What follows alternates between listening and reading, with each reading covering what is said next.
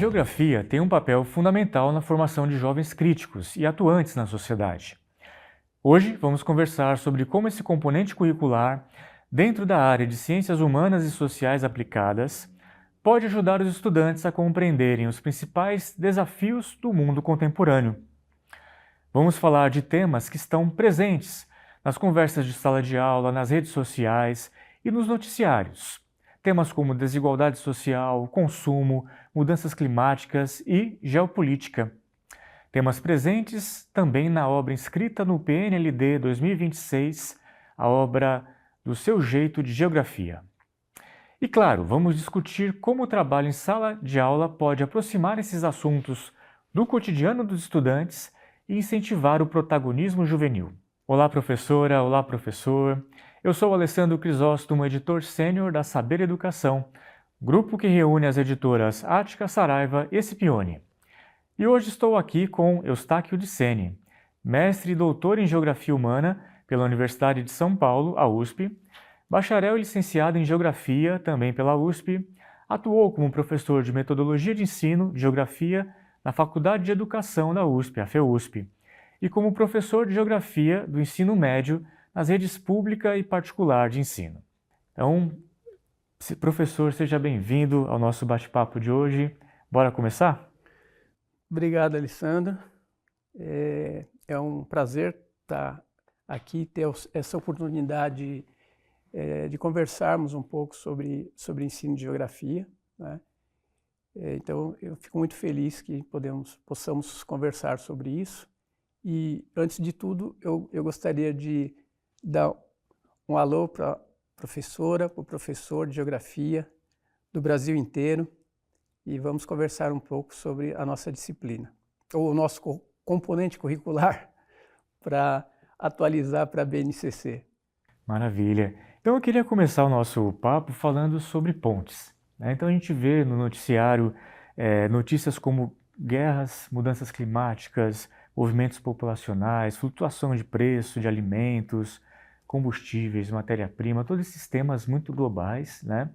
E a questão aqui que a gente quer trazer para conectar com a educação é como que o ensino de geografia tem um papel nessa criação de pontes entre temas globais e temas locais, e como apresentar isso para o estudante para ele entender que esses temas globais também afetam a realidade local deles.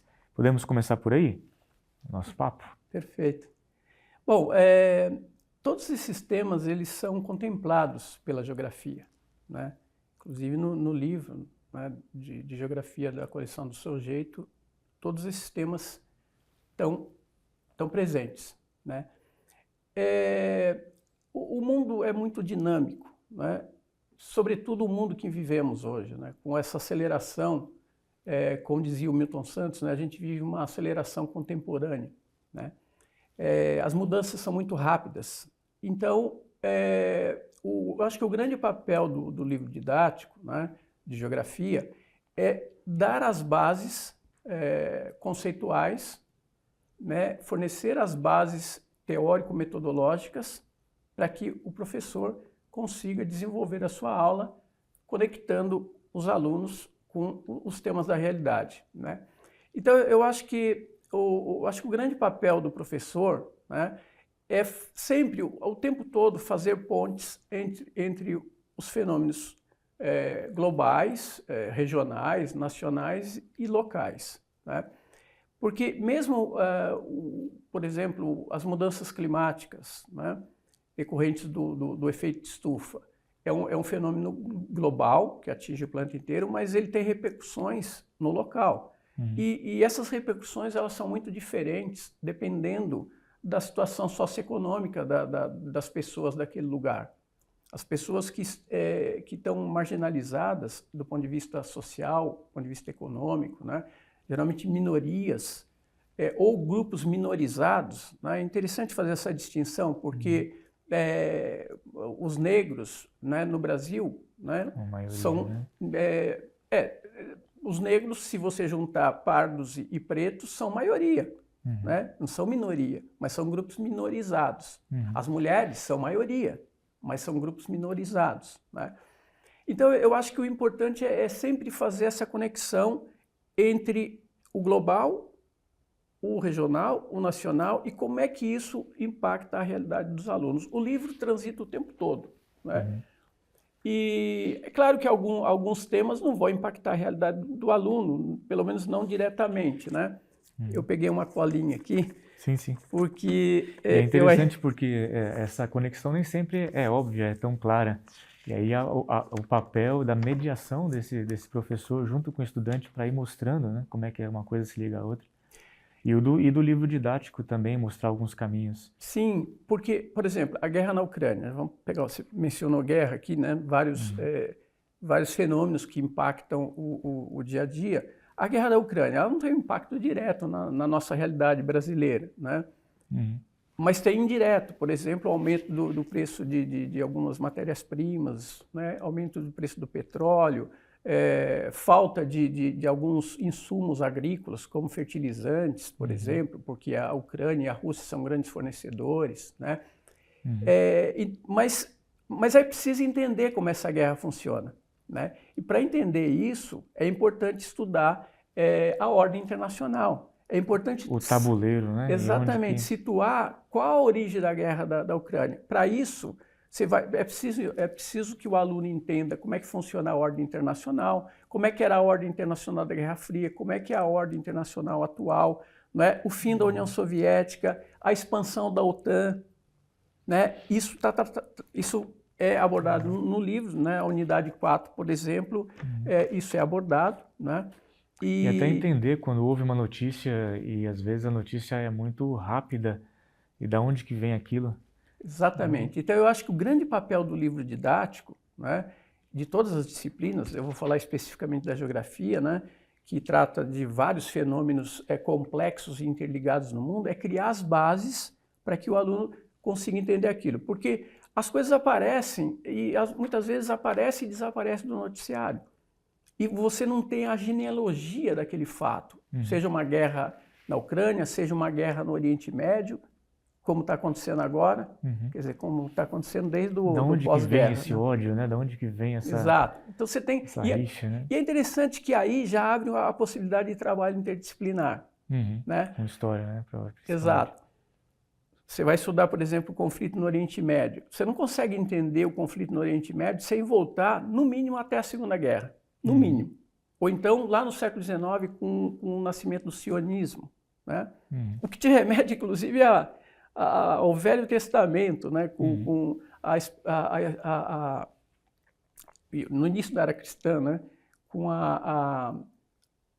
Quer dizer, no Velho Testamento, porque os judeus têm o seu livro sagrado baseado nele, mas fenômenos no início da era cristã, como a expulsão dos judeus pelos romanos, enfim, esses fenômenos... Por isso é importante a integração, né? E depois, como foi criado Israel de uma forma um pouco confusa ali, né? Nem todos aceitando essa criação. Exatamente. Porque os judeus foram expulsos daquela região. Mas no início da era cristã, agora que eles começam, a partir do final do século XIX, né, que eles começam a voltar para lá, tinha outros povos habitando ali, que são os palestinos. E aí é importante entender isso, né? E daí a história, junto com a geografia, entendendo todo esse processo. Exatamente. Muito bom. E aí eu gostaria de falar também um pouquinho sobre consumo. Mudar um pouquinho de tema, mas talvez não mudando tanto assim. Mas falar um pouquinho sobre os padrões de consumo e como que o trabalho em sala de aula, dentro da geografia, pode também ajudar a abordar esse tema, e desenvolver com os estudantes um olhar mais crítico sobre as escolhas que a gente faz, o impacto ambiental dessas escolhas. A gente vê muitos padrões, né, que são tomados como verdadeiros e talvez são insustentáveis. Como que a geografia ajuda a entender mais profundamente essa questão do consumo e das escolhas ambientais, né? Então, tem um capítulo no livro, capítulo 4, na Impactos Ambientais e Mudanças Climáticas. Deixa eu comentar uma coisa com os professores, né? Eu estou aqui com uma colinha para não errar o número das unidades, dos capítulos, porque esse livro é muito novo, né? Acabou de ser de ser elaborado. Mas então eu não estou totalmente familiarizado, porque esse livro ele é um desdobramento do GGB, do Geografia Geral e do Brasil, que está né, sendo utilizado pelos professores desde 1998. Já é tradicional, né? Já Exatamente. É um clássico. É um clássico, né? E esse livro é derivado de lá, mas com muitas mudanças. Com uma roupagem diferente. Uma roupagem diferente, que com atividades diferentes. A coleção tem um jeito assim interdisciplinar, muito contextualizado. Sim. Uma linguagem muito jovem também, né? Muitas atividades que exploram várias habilidades, várias competências, né, que estão na BNCC. Então, eu estou olhando aqui, muitas vezes eu volto no GGB, sim. Porque, afinal de contas, foram mais de 20 anos, né? E as nomenclaturas mudam sim, também um pouquinho. Né? Exatamente. E a gente vê muito dessa obra nova, essa questão dos links também, das conexões entre local e global, muito, muito forte. Exatamente, com diversas atividades, né? Bom, mas tem o capítulo, né, a unidade 2, que é a relação sociedade-natureza, né? E o capítulo 4, que é o capítulo que a gente trata de impactos ambientais e mudanças climáticas, isso é muito abordado, a questão do consumo é muito abordada.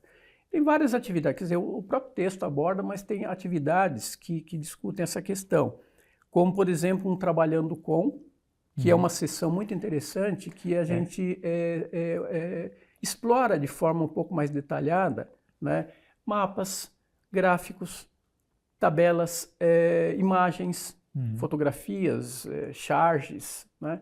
E tem um Trabalhando com um texto sobre pegada ecológica, né? E uma ilustração sobre quantos planetas precisariam para garantir o consumo de alguns países, né? Então, por exemplo, se o mundo inteiro consumisse, todo mundo consumisse como os americanos, os norte-americanos, né, a gente precisaria de mais de 5 planetas para garantir todo o consumo, né? Se todo mundo consumisse como o Japão, né, a gente precisaria de 2,5, 2,5 planetas, né? Mesmo o Brasil, que é um país em desenvolvimento, que a capacidade de consumo não se iguala à dos países desenvolvidos, né? Ainda assim, o Brasil precisaria de quase 1,2 planetas. Então, se a gente pegar o consumo geral do mundo... feito essa comparação, né? Se o mundo inteiro consumisse como determinado país e até comparando um com o outro. Muito interessante. Agora, mas o mundo é muito desigual, alguns países consomem muito, outros consomem pouco, né? A África, por exemplo, consome menos. Pega país africano, precisa de, né, se todo mundo consumisse como a África, menos de um planeta daria, né? Então, quando você faz a média, né, a média global, hoje nós estamos consumindo 25% a mais do que o planeta consegue oferecer em termos de recursos naturais, em termos de matérias-primas, combustíveis, né? E aí um estudo aí matemático mesmo, né? Há uma interdisciplinaridade com a matemática para entender o quantitativo disso exatamente, né? Então, e aí a gente aproveita esse Trabalhando Com para discutir o conceito de pegada ecológica, que eu não vou desenvolver agora, está desenvolvido lá, né? Relacionar com essa imagem que mostra quanto de consumo cada país tem e o quanto isso corresponderia em termos do que é disponível, que está disponível de recursos naturais, né?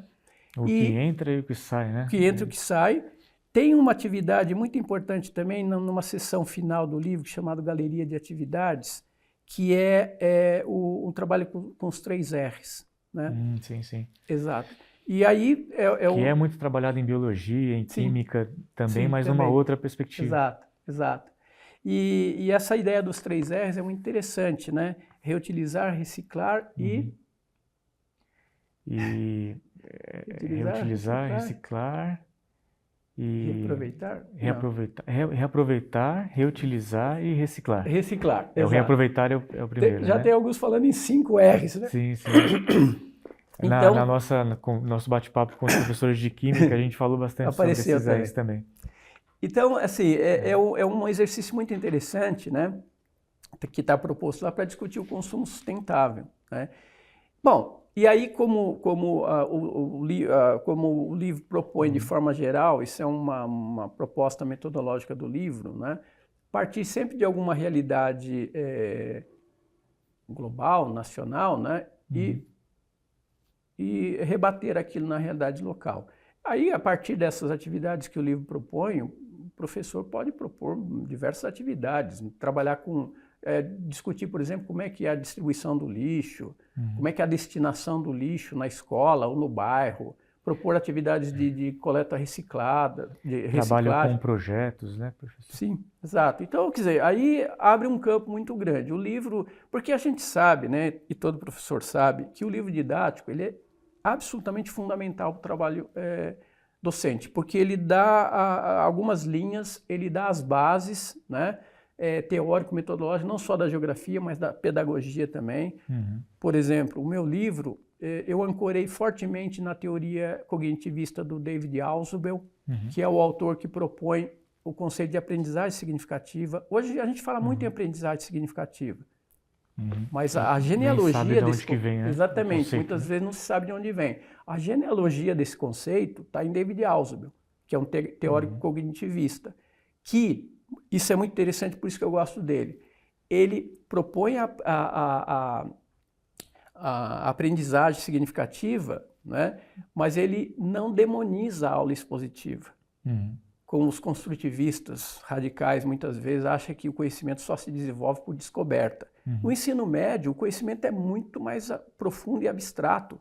Não dá para desenvolver só por descoberta. Tem que, o trabalho do professor em sala de aula, ministrando sua aula, é muito importante. Então, a aprendizagem ela pode ser por descoberta a partir de uma aula expositiva. Pode sim, desde que tome-se as precauções para que a aprendizagem seja significativa. Isso está tudo colocado no manual do professor.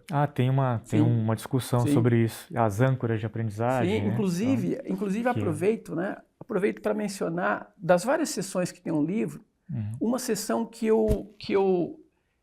pela qual eu tenho um carinho muito grande, porque eu desenvolvi muito isso com os alunos na Faculdade de Educação, o período 5 anos que eu dei aula lá, que é o mapa conceitual. Sim. Já chama atenção para não confundir com mapa mental. Eu vejo muita gente confundindo mapa conceitual com mapa mental. É uma marca das suas obras, essa presença desse mapa conceitual. Exato, né? porque ele é ancorado na teoria do... Quem desenvolveu o mapa conceitual foi o Joseph Novak, né? Mas ele é ancorado, que é lá do Instituto de Pesquisa de Conhecimento Mecânico, o IHMC, Instituto de Cognição Mecânica e Humana da Flórida. E o Novak desenvolve essa ferramenta, né, do mapa conceitual com base na teoria do David Ausubel. E isso está colocado ao final de cada unidade. Eu desenvolvi um mapa conceitual que tenta sintetizar de forma clara, de forma hierarquizada os conceitos e de forma visual, que favorece muito a aprendizagem significativa. E no mapa conceitual, o grande lance é justamente as setinhas que fazem a conexão entre um lugar e outro, né? Exato. Qual é a conexão?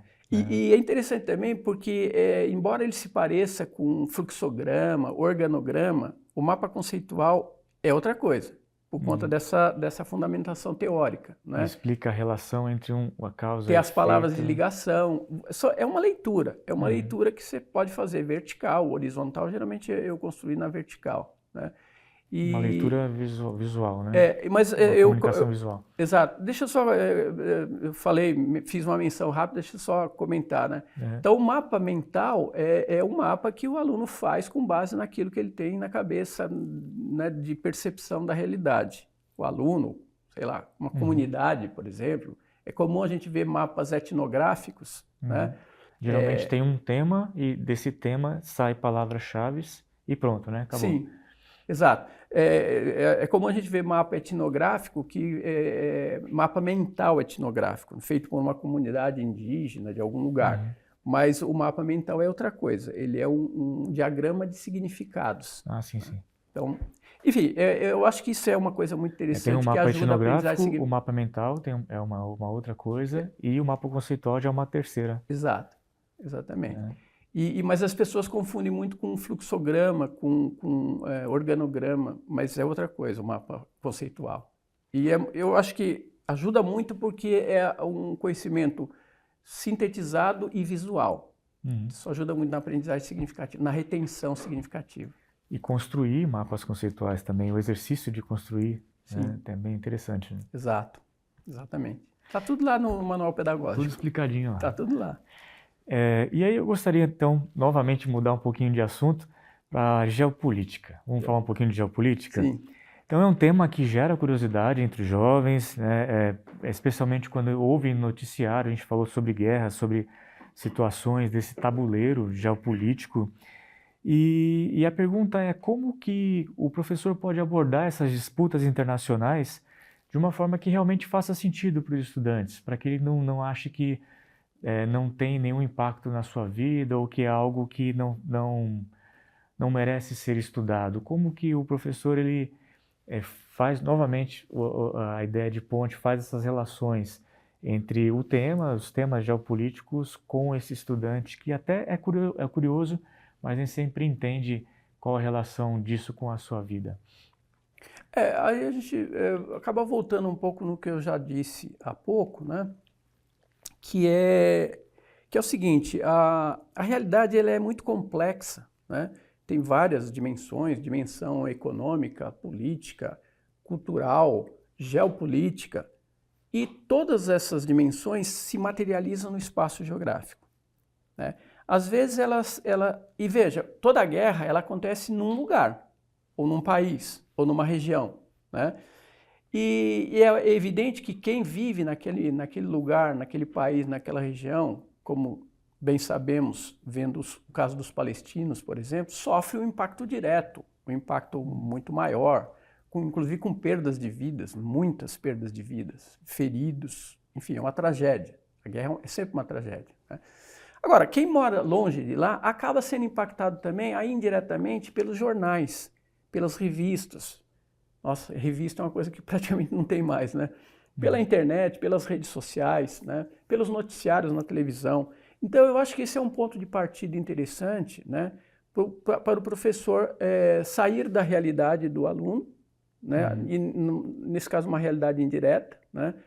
Porque os fenômenos geopolíticos, eles têm essa dimensão, né? Maior, né? Maior, né? Quer dizer, nesse caso, é sempre o aspecto geopolítico ele tem uma dimensão global, porque está inserido numa ordem mundial, numa ordem internacional. Então é importante, primeiro, começar a entender o que é a ordem internacional, como é que era a ordem internacional da Guerra Fria, como é que é a ordem internacional atual. Isso está lá colocado no livro, né? No capítulo 4, no capítulo 4 não, no capítulo 8, né, do livro, né, que é numa unidade que trata do espaço mundial contemporâneo, geopolítica e sociedade, né? E então lá tem dois capítulos, né? Um deles é o que trata da ordem internacional, né?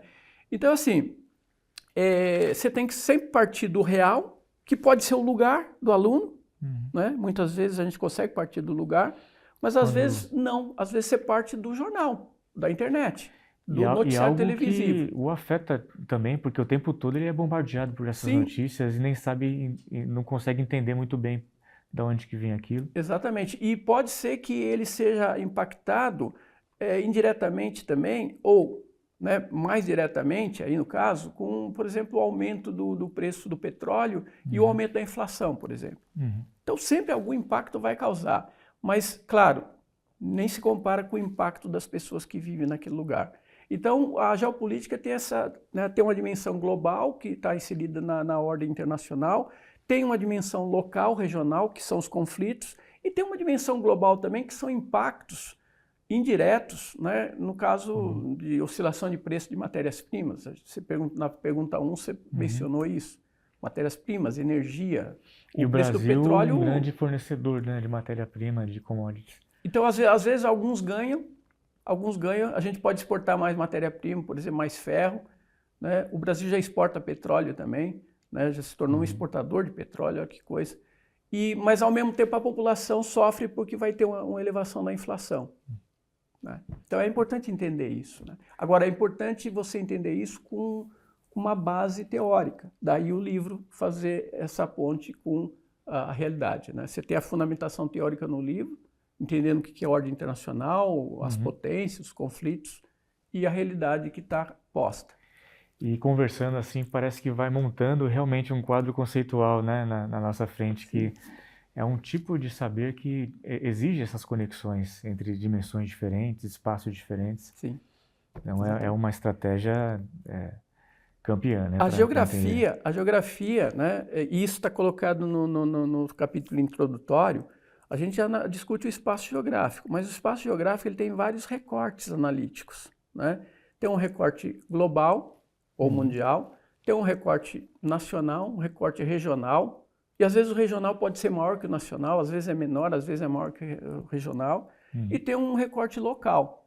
E para entender alguns fenômenos, a gente tem que fazer a sobreposição desses recortes.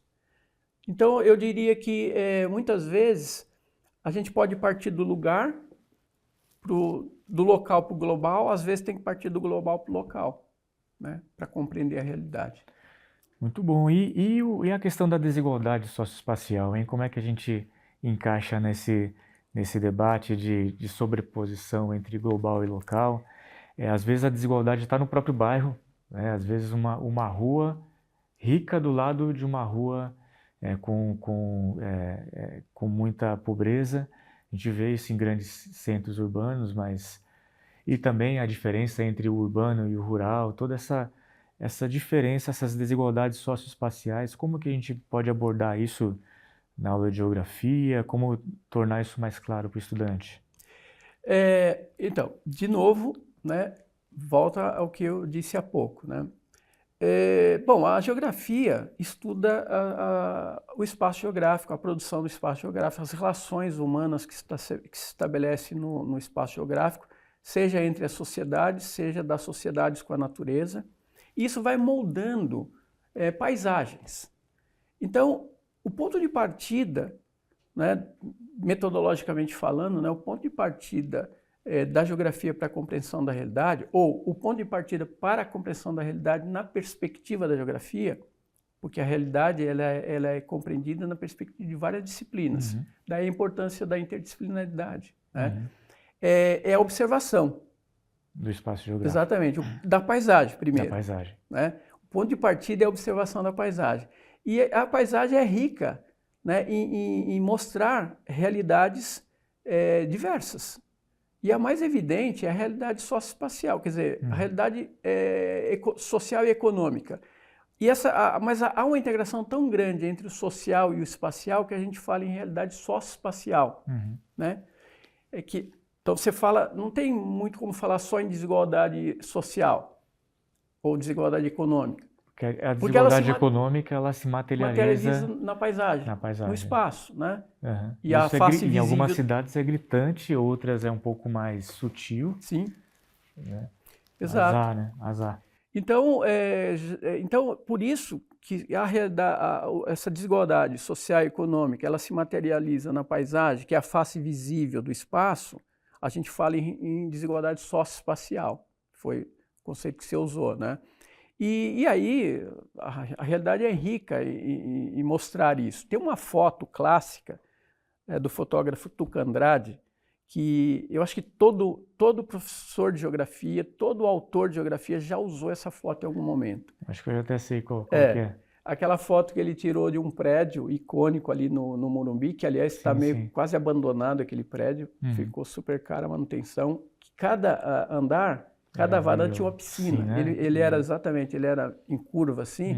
E aí ele tirou uma foto aérea, né, provavelmente de um helicóptero, mostrando as varandas, né, cada uma com uma piscina e separando o prédio, né, o condomínio onde estava aquele prédio, a favela Paraisópolis. Então isso aí eu nem usei mais essa foto porque ela já ficou muito usada, né? Então dá para usar outras fotos. No livro, por exemplo, né, quando eu trato, quer ver, no capítulo 4 de Geopolítica e Sociedade, né, na unidade 4, capítulo 9, que é a unidade de Geopolítica e Sociedade, né, no capítulo 9, as desigualdades, elas estão socioeconômicas, né, materializadas na paisagem. Eu trabalhei lá uma foto mostrando a favela de Drave. Chama Drave Slum, né? Slum é favela em inglês, né? Então, Drave Slum é uma favela famosa na Índia, exatamente, em Mumbai. E uma foto aérea também, mostrando essa favela é gigantesca, tem, sei lá, eu acho que todo o número de favelados, de pessoas que moram em favelas em São Paulo, mora, o mesmo número, cerca de 1,5 milhão, mais ou menos, mora nessa favela. É interessante que a Índia tem muitas coisas similares com o Brasil, né? Total. Em questão de desigualdade também. Total. Eu lembrei daquele filme Quem Quer Ser um Milionário, que mostra que foi gravado nessa favela. Foi gravado aí. Olha, eu estou falando favela porque é o conceito usado. Tem né? retornado, né? Porque por um tempo não podia se falar favela. Na favela é um termo que foi banido, a gente tem que falar em comunidade. Mas comunidade acaba sendo um eufemismo muito grande. Exatamente, é um eufemismo. É favela e o próprio IBGE, né, que durante um tempo baniu o uso de favela, voltou a usar, né? Então, o conceito é esse. É claro que pode mudar de uma cidade para outra. Por exemplo, no Rio de Janeiro, eles não costumam falar favela, eles falam mais comunidade mesmo. Né? Pegou esse termo. Né? Exato, pegou o termo comunidade. Mas São Paulo é favela Paraisópolis. Então, não tem nada de depreciativo nisso. Né? Simplesmente mostra uma origem, muitas vezes de ocupação irregular, muitas vezes de falta de propriedade, posse do terreno. Né? Mas, enfim... Não tem isso não carrega nenhum estigma, nenhum preconceito. Né? Bom, só concluindo, né? Então você pode partir de atividades que estão no livro, como esse exemplo aí de Drave Slum, mas isso é a realidade. No Brasil, a gente encontra desigualdade social na paisagem o tempo todo, ou desigualdade socioespacial o tempo todo, e o professor pode, de novo, sair do todo para a parte. Sair do nacional ou do mundial, né? No caso que tem outros países também, né? Para a realidade local. E as semelhanças e diferenças, até comentei quantas coisas na Índia tem de semelhante com o Brasil, e tem diferenças também, pode fazer esse jogo, né? De semelhanças e diferenças. E numa cidade como São Paulo, se você viaja, né? Viaja mesmo, né? De um extremo para o outro, realmente a paisagem vai se transformando, vai mudando. Tem uma outra atividade, acho que vale a pena comentar, Alessandro, que é um trabalhando com. É uma atividade, se não me falha a memória, trabalhando com, que eu coloco dois mapas, né, que mostra a distribuição da população no território do município de São Paulo, por cor ou raça, que é o critério usado pelo IBGE. Né? Então, os pretos e os pardos, naquele mapa, mostra claramente que estão concentrados principalmente na periferia da cidade. Na região central, predomina brancos. Né? E aí, depois, o outro mapa mostra a longevidade das pessoas. Aí você pega a região central da cidade, predominantemente branca, você tem uma longevidade de média de 80 anos que é semelhante à da Alemanha, dos Estados Unidos. Né? Mas você vai nas periferias distantes, né, onde predomina a população preta e parda, estou usando o critério do IBGE, né, de cor ou raça do IBGE. População preta e parda, a expectativa de vida cai para 59 anos. Isso é equivalente a países africanos. Então, esse é um exemplo, isso é uma atividade que é desenvolvida lá, e isso é um exemplo muito claro de desigualdade socioespacial no município mais rico do país. E vai esclarecendo conceitos também como o racismo, que muitas pessoas até negam, né? Exato. E entre outras coisas aí. Exatamente. Muito bom. Então, para a gente encerrar o nosso papo aqui, a gente falou sobre vários temas, desigualdade, a gente falou sobre geopolítica, entre outros temas aqui, né? Mudança climática, a questão ambiental. Como que a gente organiza isso? Então, uma mensagem direta aí para o professor, para a professora, como a gente estrutura um trabalho com esses temas ao longo do ano, Como é que a gente pode pensar isso? Aí a gente pode até falar sobre o manual do professor que traz isso bem estruturado, né? E com esse objetivo de manter o estudante engajado, interessado, comprometido com esses temas e com a aprendizagem de geografia. Olha, Sandro, na minha experiência de autor, né, durante muito tempo eu tive um contato muito próximo com os professores. Uma das coisas que eu lamento com esse mundo digital é que, né, eu estou aqui falando, isso é bom por um lado, porque atinge um número maior de professores, mas isso acaba perdendo um pouco o contato tete-a-tete, o contato presencial. Não pode mais ir lá na escola, né? Exato. Então, eu lamento um pouco. Quando não tinha essas possibilidades, eu viajava mais. Eu já sou autor há 30 anos, né?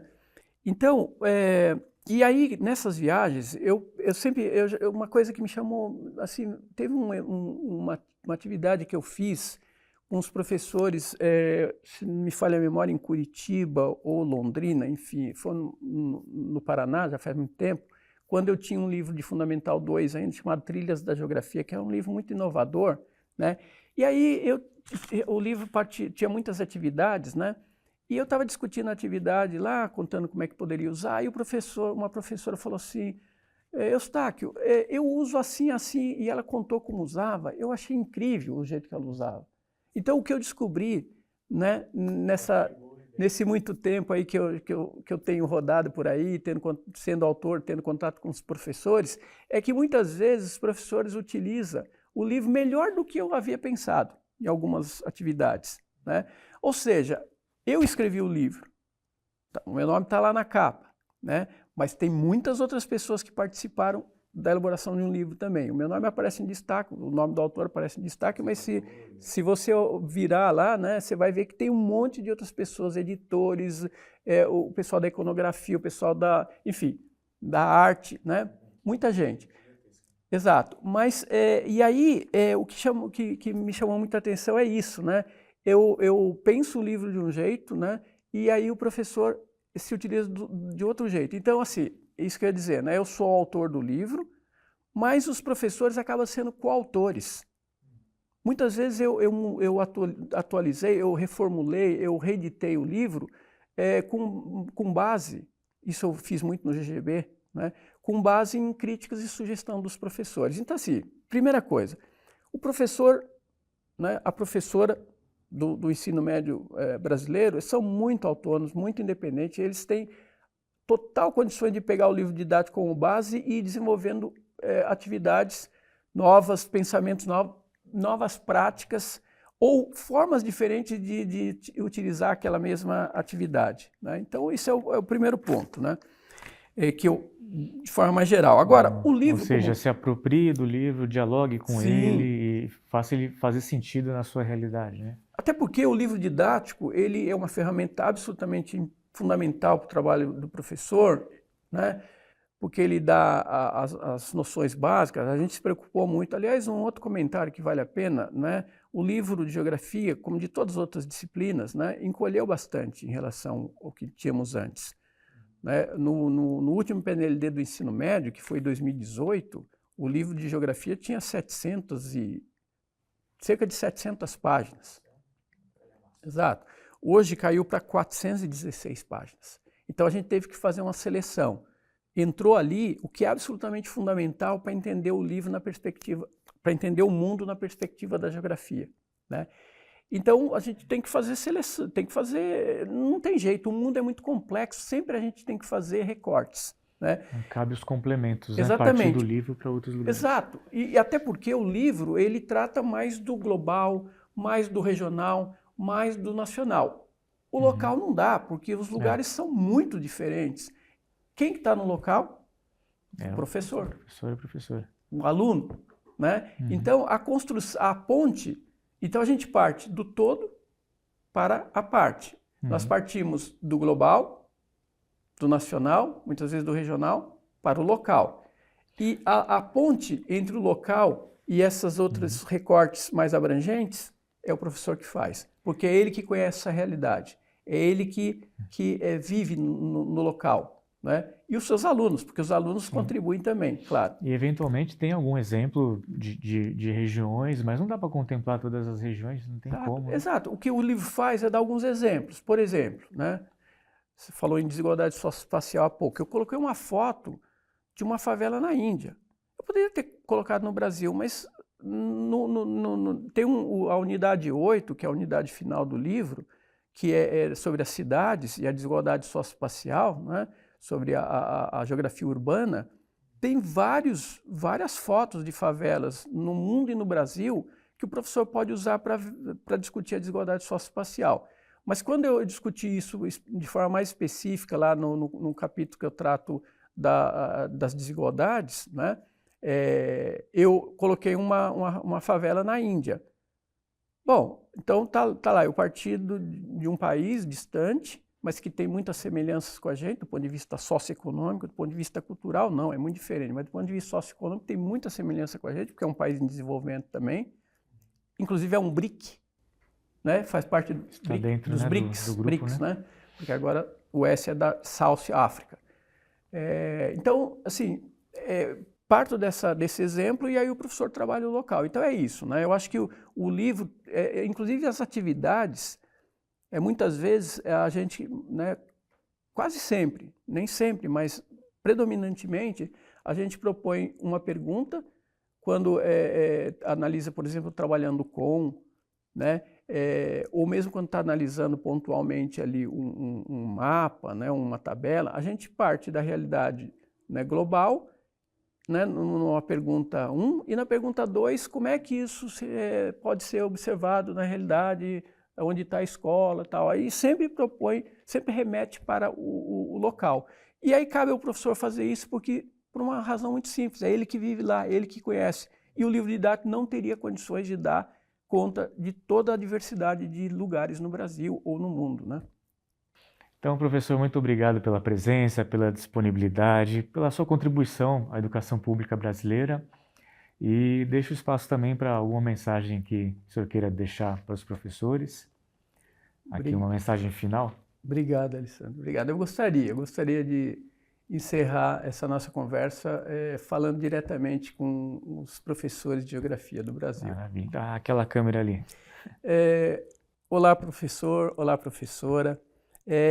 Eu queria dizer para vocês que eu estou muito feliz, né, com o retorno da nossa disciplina ao currículo, né? Eu me aventurei a fazer um livro de ciências humanas e sociais aplicadas, né, com o Cláudio Vicentino e o Eduardo Campos. O livro ficou interessante, né? Mas quando nós estávamos fazendo o livro, a gente já pensava como é que isso vai ser trabalhado em sala de aula. E vocês certamente perceberam a dificuldade que encontrada por vocês, né, para trabalhar com um livro de ciências humanas, né? Então, por sorte, a geografia volta como um componente curricular autônomo, entretanto vinculado à área de ciências humanas e sociais aplicadas, assim como as outras disciplinas da área, permitindo a abordagem interdisciplinar, porque uma coisa que é importante que a gente deixe muito claro, né? Todo mundo tinha que ter clareza disso, mas às vezes a gente percebe que nem todos têm, né? Não há interdisciplinaridade sem disciplina, né?